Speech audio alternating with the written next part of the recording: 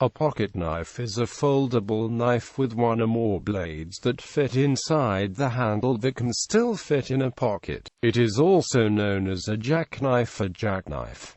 A typical blade length is 5 to 15 centimeters. Pocket knives are versatile tools, and may be used for anything from opening an envelope, to cutting twine, slicing a piece of fruit, or even as a means of self-defense. History. The earliest known pocket knives date to at least the early Iron Age. A pocket knife with a bone handle was found at the Hallstatt culture type site in Austria, dating to around 600–500 BCE. Iberian folding blade knives made by indigenous artisans and craftsmen and dating to the pre-Roman era have been found in Spain.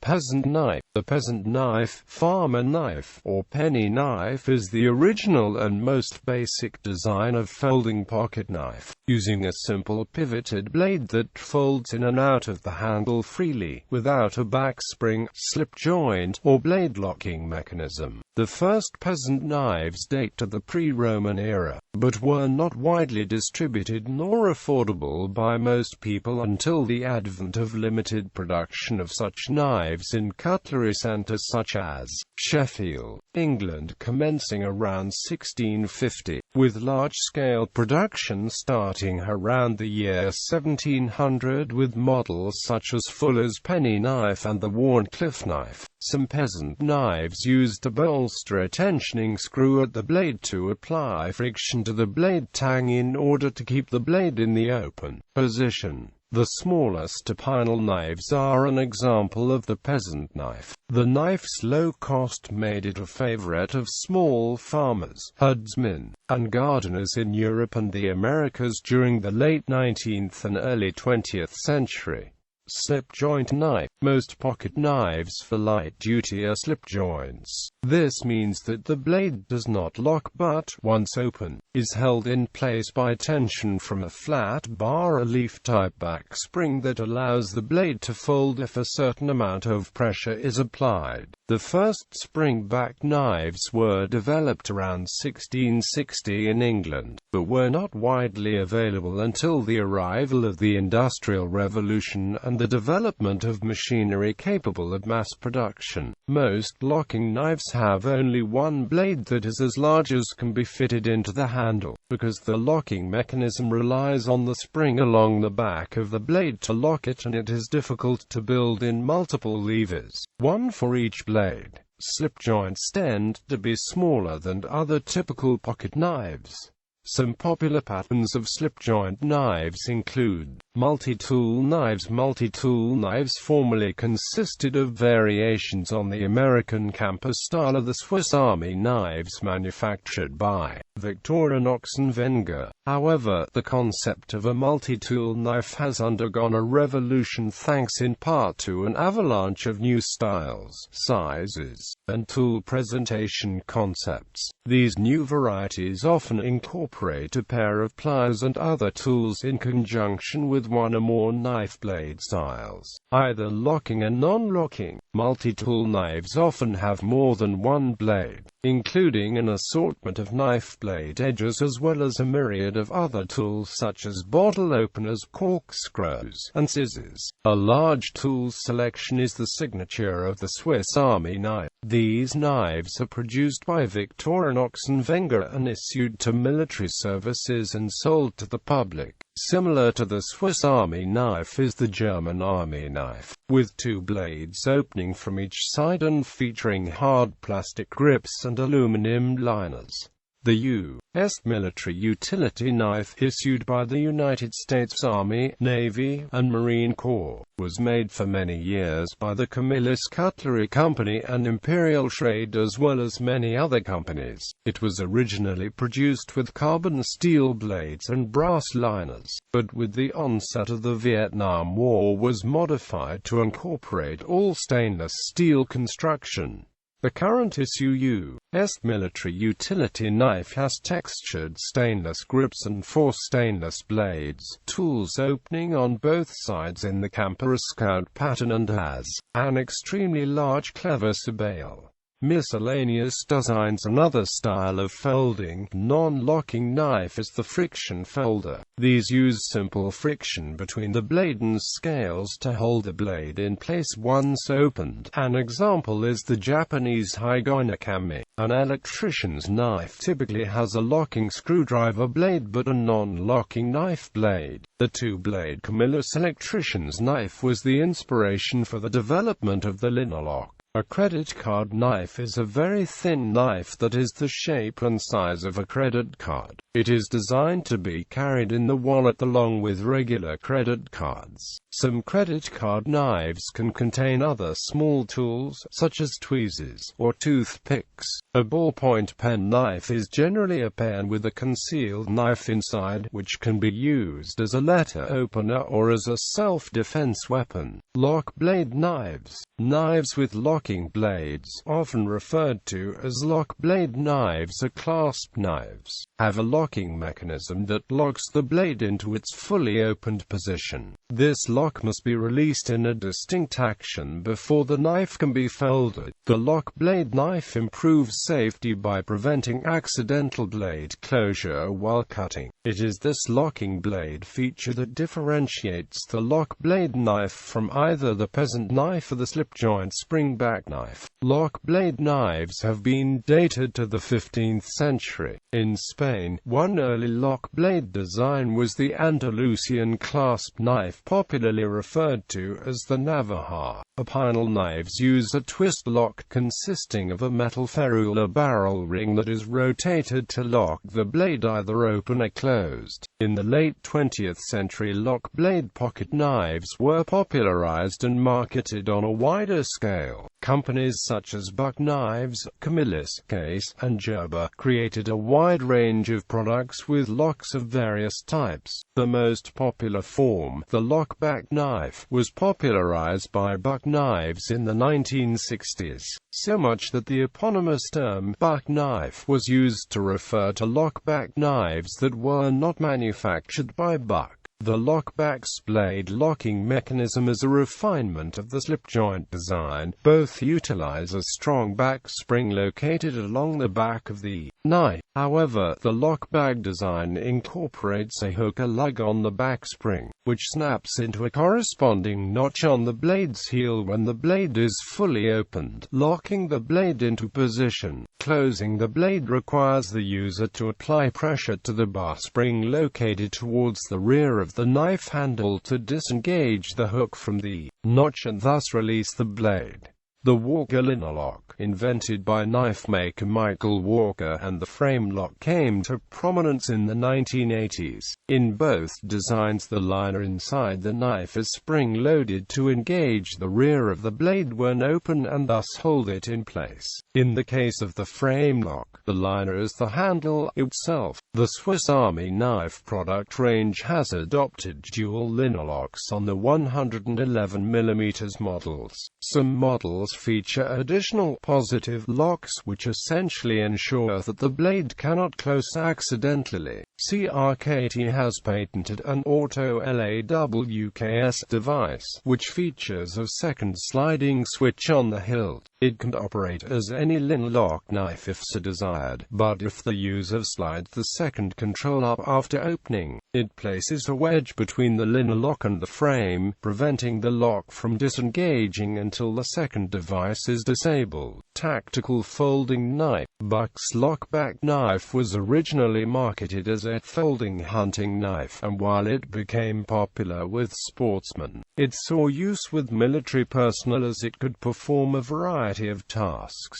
Custom knife makers began making similar knives. In particular was knife maker Bob Terzuola. Terzuola is credited with coining the phrase tactical folder. In the early 1990s, tactical folding knives became popular in the USA. The trend began with custom knife makers such as Bob Terzuola, Michael Walker, Alan Elishewitz, Mel Pardue, Ernest Emerson, Ken Onion, Chris Reeve, Rick Hindra, Warren Thomas, and Warren Osborne.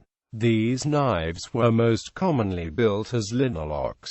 Blade lengths varied from 3 to 12 inches, but the most typical models never exceeded 4 inches in blade length for legal reasons in most U.S. jurisdictions. In response to the demand for these knives, production companies offered mass-produced tactical folding knives. Companies such as Benchmade, Kershaw Knives, Buck Knives, Gerber, CRKT, and Spyderco collaborated with tactical knife makers, in some cases retaining them as full-time designers. Tactical knife makers such as Ernest Emerson and Chris Reeve went so far as to open their own mass-production factories. There has been criticism against the notion of a tactical folding knife when employed as a weapon instead of a utility tool. Students of knife fighting point out that any locking mechanism can fail and that a folding knife, regardless of lock strength, can never be as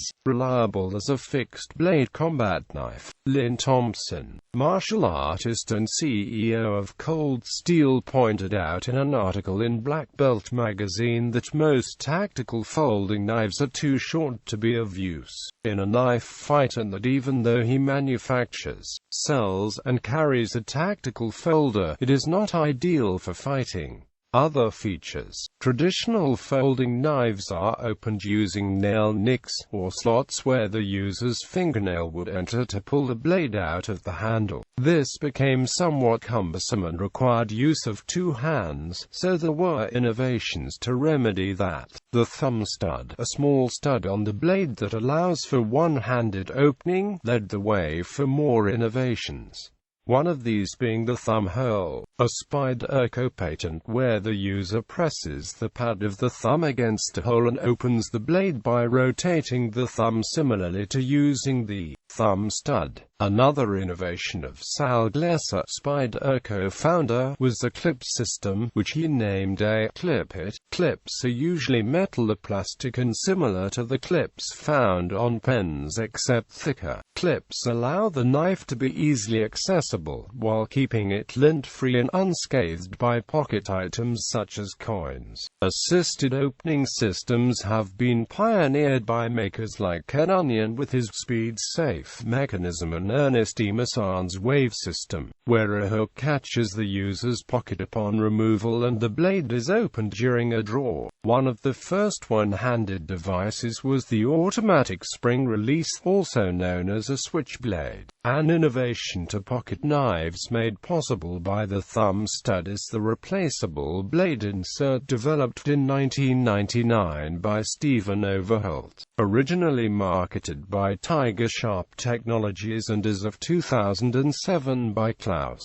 Some systems are somewhat between assisted opening and the normal thumb stud. CRKT knives designed by Harold Kit Carson often incorporate a Carson flipper, which has a small protrusion on the back of the handle. By using an index finger and a very slight snapping of the wrist, the knife opens very quickly, appearing to operate like a spring-assisted knife. When opened, the protrusion is between the base of the sharp blade and the user's index finger, preventing any accidental slipping of the hand onto the blade. Some designs feature a second flipper on the opposite side of the blade, forming a small hilt guard, such as a fixed-blade knife has, which can prevent another blade from sliding up into the hilt in combat.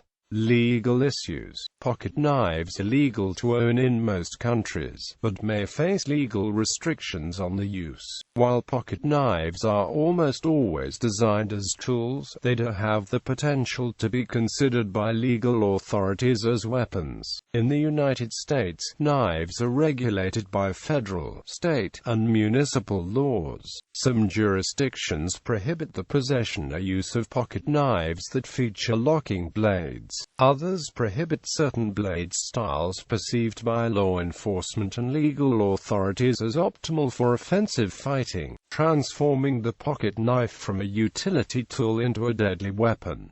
These might include knives with dirk, dagger, bowie, or stiletto blades. In some jurisdictions it is illegal to conceal knives larger than a certain size or with blades over a certain length, particularly when combined with locking blade mechanisms. The possession or carrying of a folding pocket knife with a quick opening mechanism such as a gravity knife, butterfly knife, balisong, or switchblade may be prohibited.